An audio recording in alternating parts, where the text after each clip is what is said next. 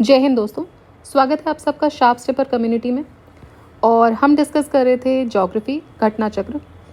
इसमें हमने सॉइल्स वाले चैप्टर तक कंप्लीट कर लिया था, उसके बाद हमने नेचुरल वेजिटेशन भी देख लिया था। आज हम स्टार्ट करेंगे with the chapter of irrigation and canals. और देखिए, इरिगेशन और कैनाल्स भी कुछ पार्ट्स में डिवाइडेड है, so we'll go one by one जैसे हम अभी तक फॉलोअप करते आए हैं। और इससे पहले कि हम स्टार्ट करें, एक छोटी सी इन्फॉर्मेशन आपके लिए देना चाहूँगी कि आप प्लेलिस्ट चेक कर सकते हैं और वो प्लेलिस्ट अवेलेबल है आपको। हिस्ट्री, इकोलॉजी कंप्लीट प्लेलिस्ट है आपके लिए। साथ ही साथ एक घटना चक्र ऑफ ज्योग्राफी एंड इकोनॉमिक्स हम अभी कम्प्लीटली रन कर रहे हैं। और इसके साथ ही हम आई दृष्टि करंट अफेयर्स भी डिस्कस करते हैं, जो कि मॉर्निंग में आपको एक वीडियो मिलता है। सो इन अ वे आपको एक दिन में 3 वीडियोज़ अभी आपको मिल रहे हैं और 2 कंप्लीट प्लेलिस्ट आपके लिए अवेलेबल हैं। ठीक है, चलिए तो स्टार्ट करते हैं without wasting any further time from the question number 1। और एक बात, आपको 1 या 2 दिन मे बी वीडियोज़ में थोड़ा सा नॉइज़ कैंसिलेशन वाला जो था, मतलब आपको जो बाहर की नॉइज़ नहीं आ रही थी वो मे बी आ सकती है, बिकॉज़ कुछ इशू आ गया है इसमें। सो सिर्फ 1-2 वीडियोज़ में आपको जो अभी 1-2 दिन आप फॉलो करेंगे उसमें हो सकता है, बाकी आपको ये प्रॉब्लम नहीं मिलेगी। ठीक, so I try to sort it out, but फिर भी अगर थोड़ा बहुत है, बहुत ज़्यादा तो आपको नहीं मिलेगा, I am absolutely sure about it, but थोड़ा बहुत है तो please bear with that. Okay, so let's start with the question number 1। Which of the following is not correctly matched? Canal project and location. So Ghataprabha canal project Karnataka, this is completely okay, सही match है ये। Ukai canal project, Ukai जो है ये गुजरात में है। नीरा canal project ये है महाराष्ट्र में। जवाई प्रोजेक्ट, देखिए जवाई जो प्रोजेक्ट है वो राजस्थान में है, ना कि तमिलनाडु में। ठीक है, so it is in Rajasthan. So this is not correctly matched, बाकी ये तीनों जो हैं वो करेक्टली मैच्ड हैं। सो जवाई प्रोजेक्ट जवाई रिवर पर है। ये जवाई रिवर एक ट्रिब्यूटरी है लूनी रिवर की। On the other hand Ukai, ये it was undertaken by constructing a dam over the Tapti river, तो ये किस पर है? ताप्ती पर है। नेक्स्ट, घाट प्रभा कैनाल प्रोजेक्ट जो है वो लोकेटेड है कर्नाटका में, घाट प्रभा नदी पर ही है। और नीरा प्रोजेक्ट ये महाराष्ट्र में है, ये नीरा नदी पर ही है। ठीक है, सो उकाई जो है वो ताप्ती नदी पर है। Ukai is not on Ukai river as such. ठीक, नेक्स्ट इज असर्शन रीजनिंग का क्वेश्चन है। One of the major sources of irrigation in peninsular India is a pond. Reason इसका ये है कि most of the rivers in peninsular region are seasonal. ठीक है, तो ये दोनों ही सही है। पेनिनसुलर रीजन जो इरिगेशन है, मेजर सोर्स पेनिनसुलर रीजन का वो पॉन्ड है, क्योंकि ये जो पेनिनसुलर रीजन है वहाँ पे जो मेजर रिवर्स हैं वो सीजनल हैं। ठीक है, तो सीजनल है तो स्टोर करके रखना होता है, पेरेनियल है तो क्या सोर्स ऑफ वाटर कंटिन्यूसली आपको मिलता रहता है, बट यहाँ पे क्या है, आपको स्टोरेज चाहिए। So one of the major sources of irrigation in peninsular India ये पॉन्ड इरिगेशन है, बिकॉज एज अंडुलेटिंग रिलीफ और हार्ड रॉक जो है इसकी वजह से बहुत डिफिकल्ट हो जाता है वहाँ पे कैनाल्स और वेल्स बनाना। सो असर्शन ए करेक्ट है। Most of the rivers in peninsular region ये सीजनल और ड्राई होती हैं, they are seasonal and they dry up during the summer season. So continuous source of supply वो नहीं provide कर सकती है, इसीलिए मेन सोर्स ऑफ इरिगेशन क्या है? पॉन्ड है। Next, with reference to India which of the following statement is not correct? ध्यान दीजिएगा, नॉट करेक्ट पूछा है आपसे। About 1/3 of the area of the country records more than 750 millimeters of rainfall. 1/3 of the area of the country 750 millimeters of rainfall record कर रहा है, ये सही है। तो दूसरा है डोमिनेंट सोर्स ऑफ इरिगेशन जो है वो वेल्स हैं। देखिए 2014-15 का जो डेटा लेटेस्ट था उसके हिसाब से मेजर सोर्स ऑफ इरिगेशन जो है वो ट्यूब वेल्स हैं, जो कि कंट्रीब्यूट कर रहे हैं अराउंड 46.2 टोटल इरिगेटेड एरियाज में। ट्यूब वेल्स और and the other wells provide for irrigation 62.82 of the irrigated area. Canals irrigate करते हैं 23.66 और टैंक्स जो है वो 2.52। सो रिमेनिंग लैंड जो है वो बाकी जो बची हुई लैंड है वो इरिगेशन पे डिपेंडेंट है, अदर मीन्स ऑफ इरिगेशन पे डिपेंडेंट है। ठीक है, सो ये वाला स्टेटमेंट सही नहीं है। नेक्स्ट देखते हैं, alluvial soil predominant type of soil है northern plains in the country. हमने पढ़ा था जब हमने सॉइल पढ़ा था कि अलुवियल सॉइल जो है प्रीडोमिनेंट टाइप ऑफ सॉइल है। Mountain areas accounting for about 30% of the surface area of the country, बिल्कुल सही है। तो ये सारे स्टेटमेंट सही है। बाकी आप देखिए कि वेल्स, बेसिकली वेल्स नहीं, ट्यूब वेल्स की बात हो रही है। In which of the following state the percentage of total cropped area under irrigation 2011 is highest? तो percentage of total cropped area जो कि इरीगेटेड मोड में चल रहा है, इरीगेशन से जहाँ पे सिंचाई हो रही है जहाँ पर, वो है हरियाणा। तो हरियाणा में 83.90 और 16-17 का डेटा लेंगे तो 90.4। According to data highest percentage of 16-17 का अगर हम डेटा देखें तो इसमें तो ऑप्शन नहीं है, बट हाईएस्ट परसेंटेज जो it is under the irrigation is Punjab 98.8%, Haryana 90.4 पर। तो अभी अगर क्वेश्चन आता है और अगर उसमें ऑप्शन पंजाब का रहता है, सो 16-17 के डेटा के हिसाब से पंजाब जो है वो हाईएस्ट रहेगा। Which state in India has the highest largest extent in irrigation percentage, so it is Punjab. With reference to micro irrigation आपको स्टेटमेंट्स बताने हैं। Fertilizer nutrient loss can be reduced, it is the only means of irrigation in dryland farming, in some areas of farming receding of ground water level can be checked. ठीक है, तो micro irrigation के reference में अगर आप देखें तो कौन सा स्टेटमेंट करेक्ट है बताइए। फर्टिलाइजर न्यूट्रिएंट जो है वो the loss can be reduced. ठीक है, कैसे रिड्यूस हो सकता है? माइक्रो इरीगेशन के माध्यम से रिड्यूस हो सकता है, ये सही है। दूसरा है ये इकलौता मीन्स है इरीगेशन का ड्राईलैंड फार्मिंग, नहीं देखिए ये नहीं है, इकलौता मीन्स नहीं है। Receding of ground water level वो चेक की जा सकती है माइक्रो इरीगेशन से, but it is not the only means of irrigation. ठीक है, ड्राईलैंड फार्मिंग बहुत सारे तरीके, ड्राईलैंड फार्मिंग में बहुत सारे ऐसे कॉम्प्रहेंसिव मेथड्स यूज़ किए जाते हैं जिससे कि कम पानी में बेहतर सिंचाई की जा सके। Then in some areas of farming receding of ground water level this could be checked, so it is true. Receding of ground water level check किया जा सकता है माइक्रो इरीगेशन से, क्योंकि लिमिटेड और बेनिफिशियरी यूज़ होता है यहाँ पे पानी का। ठीक है, नेक्स्ट देखते हैं लाइफ सेविंग और protective irrigation refers to. Life saving या प्रोटेक्टिव इरीगेशन बोलते हैं हम परमानेंट विल्टिंग पॉइंट इरीगेशन को। So it is life saving और protective irrigation refers to the irrigation at permanent wilting point, PWP। Permanent wilting point is the extent at which moisture is no longer available. ठीक है, सो अच्छा question है ये।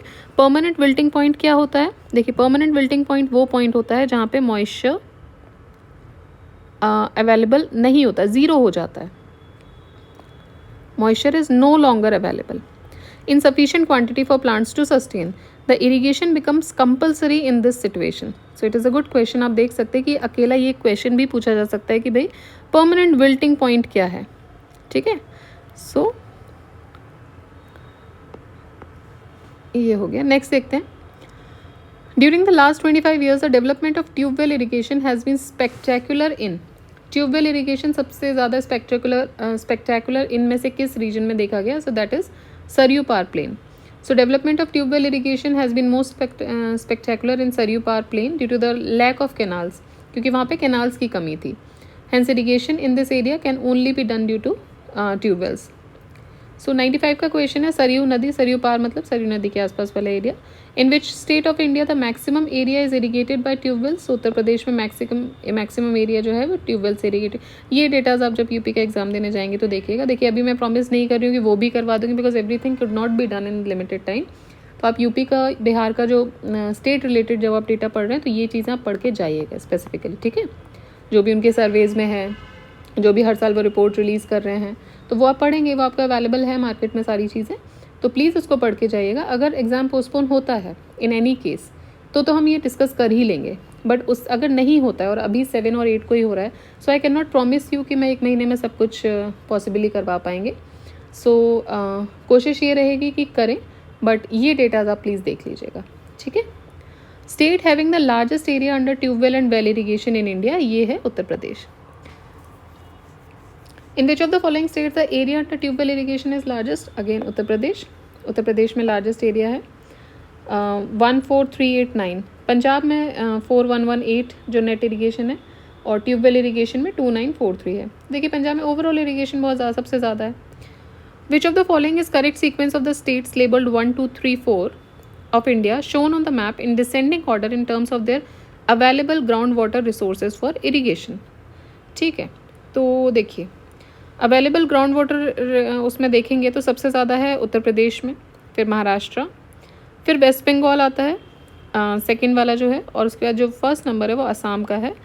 तो ये descending order हो जाएगा UP, Maharashtra, Bengal, UP, Maharashtra, Bengal and Assam.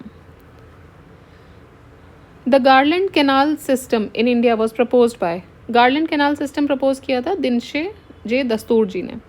So DJ Dastoor, the Garland Canal system in India was proposed by the Captain Dinshe J Dastoor The thought of river interlinking was first proposed by irrigation engineer M. Visvesvaraya.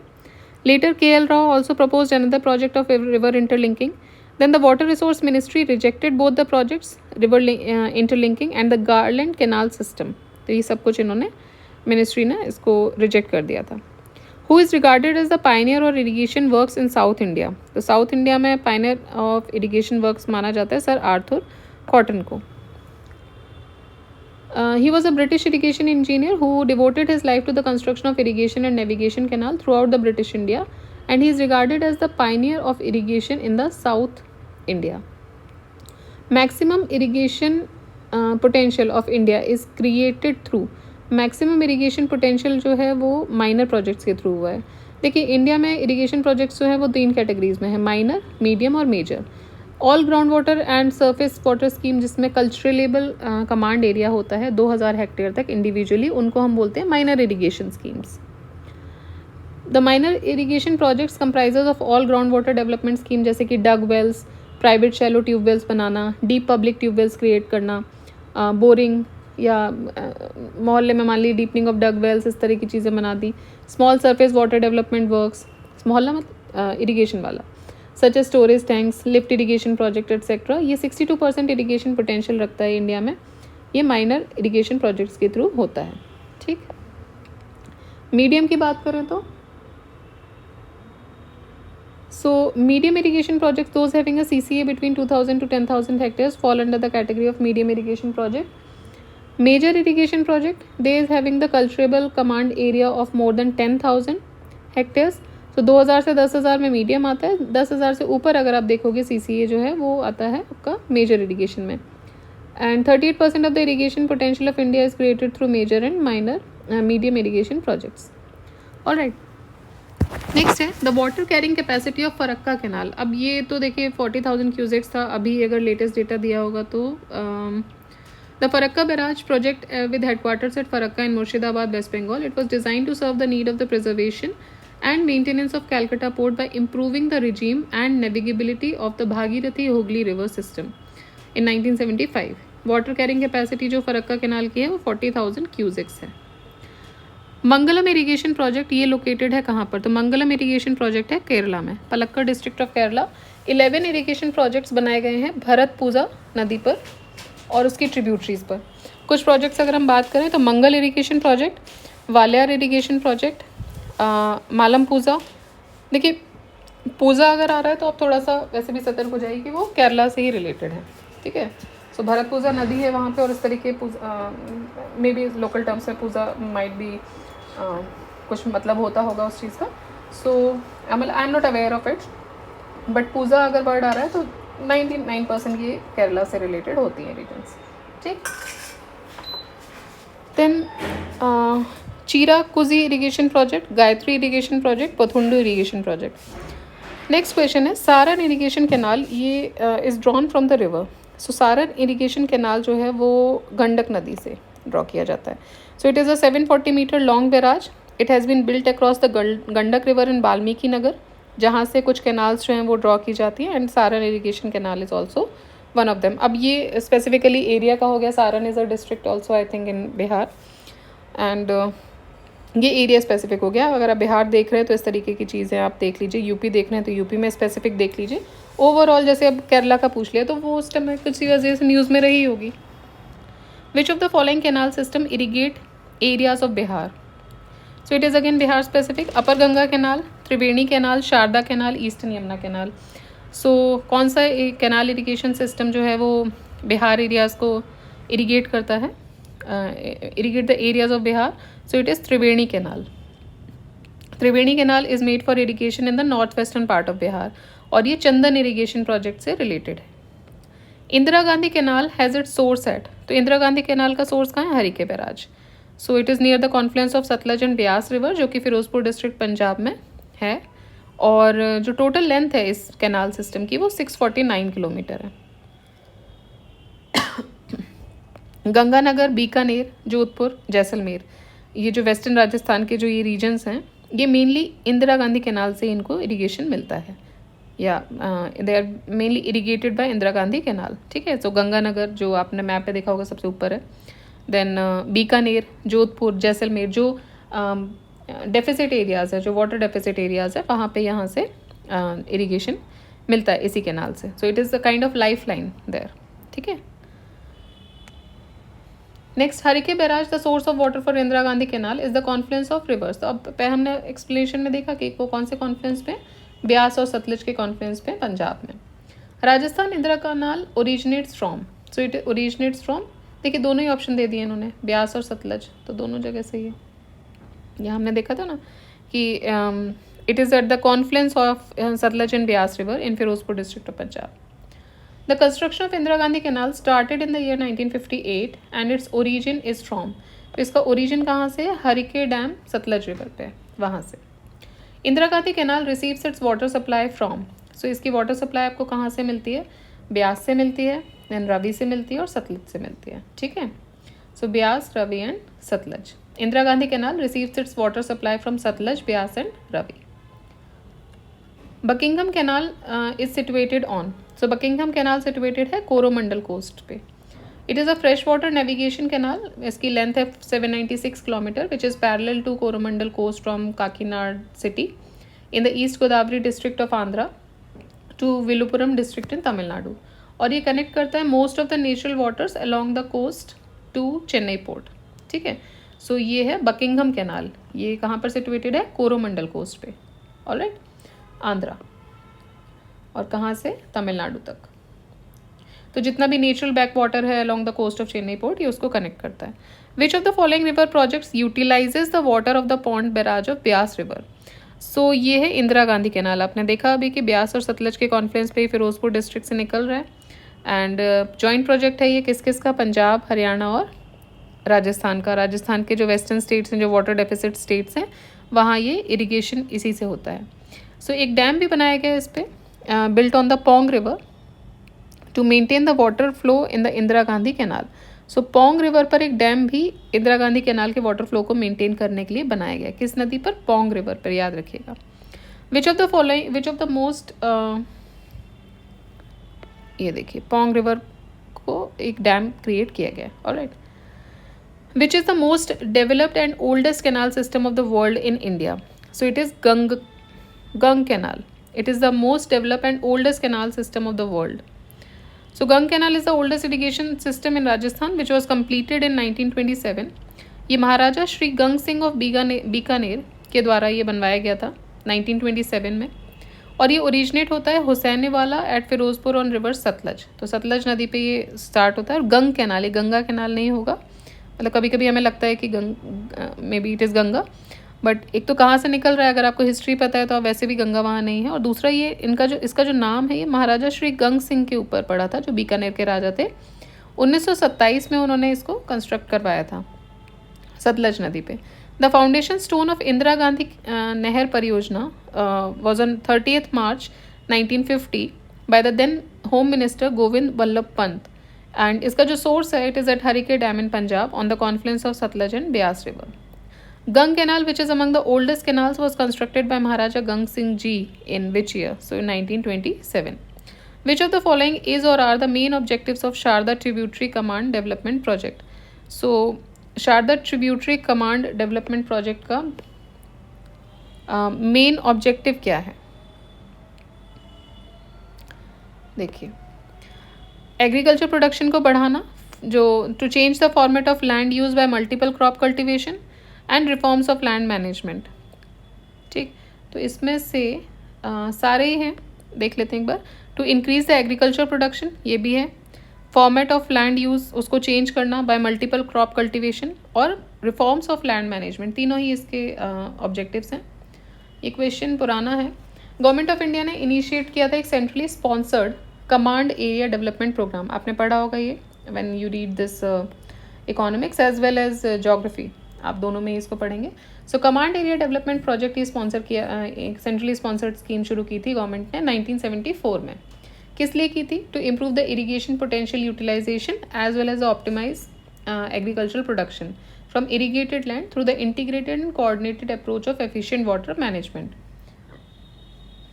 In tune with the objectives of the programme a number of components जैसे कि construction of field channels and the field drain, enforcement of warabandi, land levelling and shaping, maybe इसको कुछ और बोलते हो, I have no idea, and realignment of the field boundaries, consolidation of holdings, introduction of suitable cropping patterns, then extension services को और मजबूत बनाना, they were included in the program and 3 projects were launched. 3 project launch हुए थे. पहला था Sharda tributary project, दूसरा था रामगंगा और तीसरा था Gandak.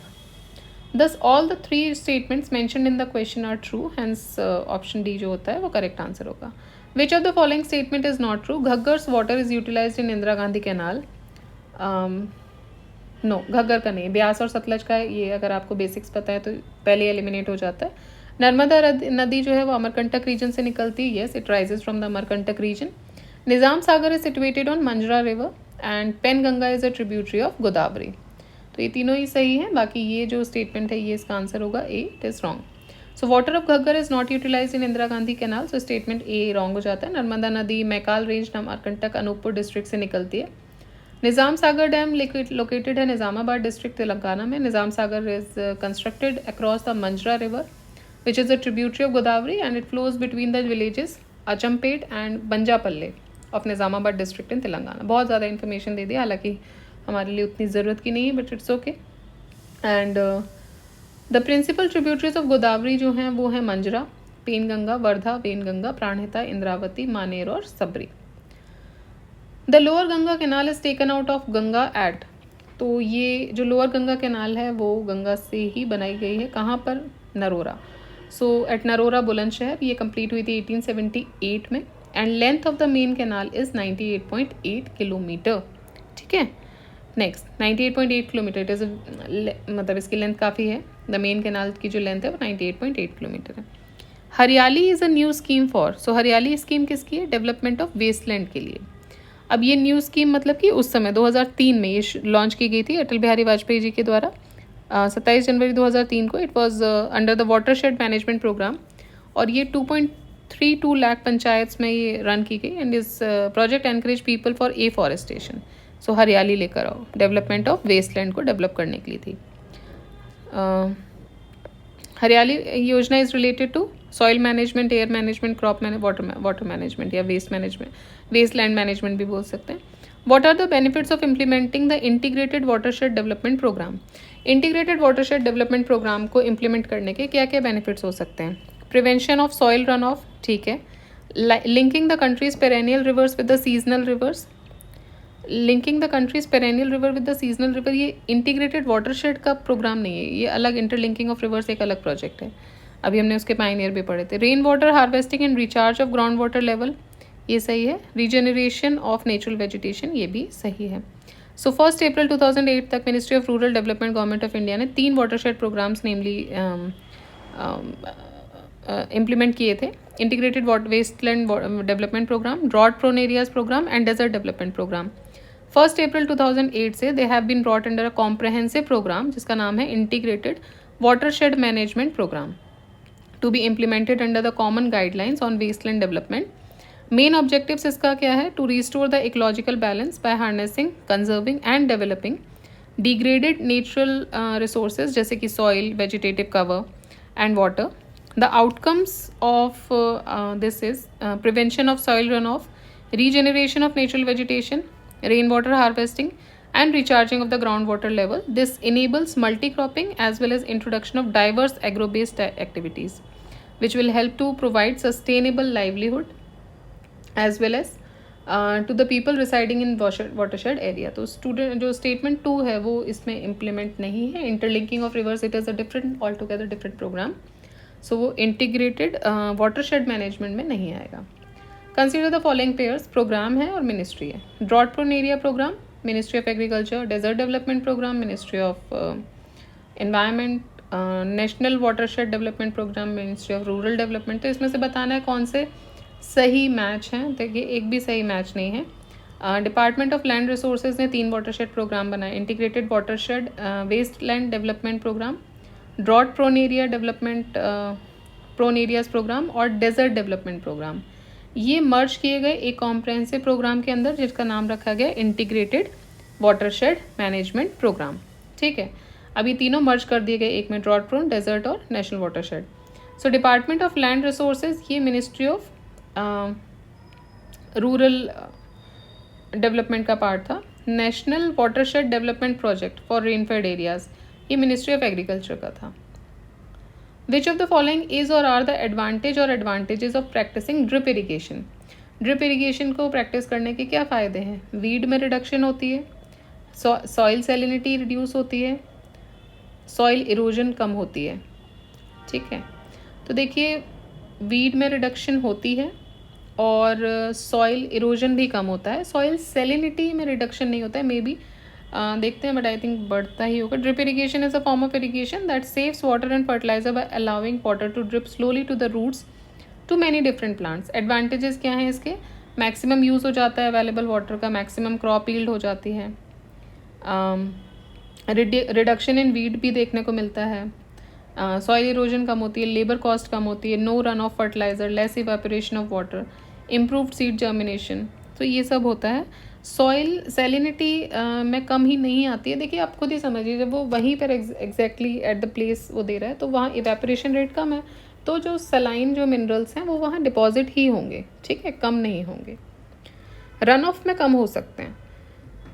Next is Chambal canal irrigation project, it is related with. तो Chambal canal irrigation project related है यमुना बेसिन से, और चूंकि यमुना जो चंबल है वो ट्रिब्यूटरी है यमुना की, बट ये सब ट्रिब्यूटरी है गैंजेस की भी, so it is a part of Ganges basin also. सो गंगा और यमुना दोनों बेसिन आ जाएंगे, सिंध ताप्ती से तो खैर नहीं इनका लेना देना है। Therefore according to larger basin आप इसको गैंजेस से भी रिलेट कर सकते हो, लेकिन अगर आप स्मॉलर बेसिन की बात करोगे तो ये सिर्फ यमुना बेसिन होगा। तो डिपेंड करता है कि किस कॉन्टेक्स्ट में पूछ। आई थिंक ये कॉन्टेक्स्ट तो यमुना बेसिन का ही रहा होगा, बट अगर इसको लार्जर पिक्चर में देखें तो यमुना जो है वो इसकी ट्रिब्यूटरी बन जाती है। सो इन अ वे वो लार्जर कॉन्टेक्स्ट में उसका भी हो जाएगा। तो ये ऑप्शन नहीं देना चाहिए था बिकॉज कॉन्ट्रडिक्शन क्रिएट होते हैं, बट मे बी जो आई थिंक जो इनका मेन हो सकता है वो ये आंसर होना चाहिए। ठीक है, सो अप्रोप्रिएट आंसर की बात करें तो Yamuna is the most appropriate answer, but दोनों ऑप्शन हैं इसलिए वेगनेस थोड़ी सी बढ़ जाती है। Which of the following sector has greater consumption share of water in India. So greater consumption share water किस में होता है? एग्रीकल्चर में होता है। मैक्सिमम यूज़ जो होता है वाटर का it is through irrigation is an agricultural sector. और ये भी नोट करना ज़रूरी है कि जो टोटल वाटर अवेलेबिलिटी है which is obtain through rainfall in India, ये है 3880 billion cubic metre BCM per year. ठीक है, तो ये हमारा कंप्लीट होता है पहला पार्ट इरिगेशन का। अब हम नेक्स्ट जो देखेंगे वो हम देखेंगे मल्टीपर्पज़ रिवर वैली प्रोजेक्ट्स। ठीक है, तो मल्टीपर्पज़ रिवर वैली प्रोजेक्ट्स हम देखेंगे नेक्स्ट में। और भाखड़ा नागल डैम, अच्छा ये स्पेसिफिकली भाखड़ा नागल पर ही है। उसके बाद dam at the river Kaveri भी हैं। बहुत कम क्वेश्चन हैं, हम एक में ही कंप्लीट करेंगे। फिर नागार्जुन सागर डैम है, हीराकुंड डैम है, बहुत छोटा छोटा इसमें है। So what we will do is कि हम 2 वीडियोस में इनको कर देंगे, मिसलेनियस और ये मिला के। ठीक है, मिसलेनियस में भी ज़्यादा होगा। एक्चुअली ज्योग्राफी की घटना चक्र में उन्होंने माइक्रो डिविजन्स किए हुए हैं। सो माइक्रो डिविजन्स एक तरीके से अच्छे भी हैं कि आपको टॉपिक वाइज मिल जाता है। हाँ, मिसलेनियस थोड़ा सा ये ज़्यादा है, सो इसमें टाइम लगेगा। बाकी हमारा ये हो जाएगा। ठीक है, ऑलराइट, तो हम स्टार्ट करेंगे विद नेक्स्ट वीडियो, और उसमें हम देखेंगे from 1 second I will tell you the topic. We'll start from multipurpose river valley projects. तो पहला इसमें नर्मदा रिवर वैली प्रोजेक्ट होगा। ठीक है, alright then, keep revising, keep studying. Exam में अभी बायसनेस हालांकि उन्होंने दे दी है, बट फिर भी कुछ बायसनेस है डेट्स में। लेट्स सी क्या होता है, बट आप अपनी तैयारी पे बिल्कुल असर मत डालिएगा। Keep on going. और अभी 2-3 एग्ज़ाम, जिसने सारे ही एग्ज़ाम फिल किए होंगे उनके 2-3 एग्ज़ाम्स एक ही मंथ में हैं, तो ये भी आपके लिए भी एक हैक्टिक चीज़ है। But do not worry, believe on your self, सब अच्छा होगा। बस आपको सिर्फ रिवाइज़ करना है, और रिविज़न आपका जो है वो हर एग्ज़ाम के लिए फ़ायदा आपको देगा। ठीक है, तो सिर्फ घटना चक्र तो हम रिवाइज़ कर ही रहे हैं, वो कंप्लीट ऑलमोस्ट हो जाएंगी। बाकी के लिए आप परेशान मत होइए, अपने लेवल पे आप जितना पढ़ रहे हैं पढ़ते रहिए, उसमें कोई कमी मत आने दीजिए। ऑलराइट, चलिए, so keep revising and take care. जय हिंद, जय भारत।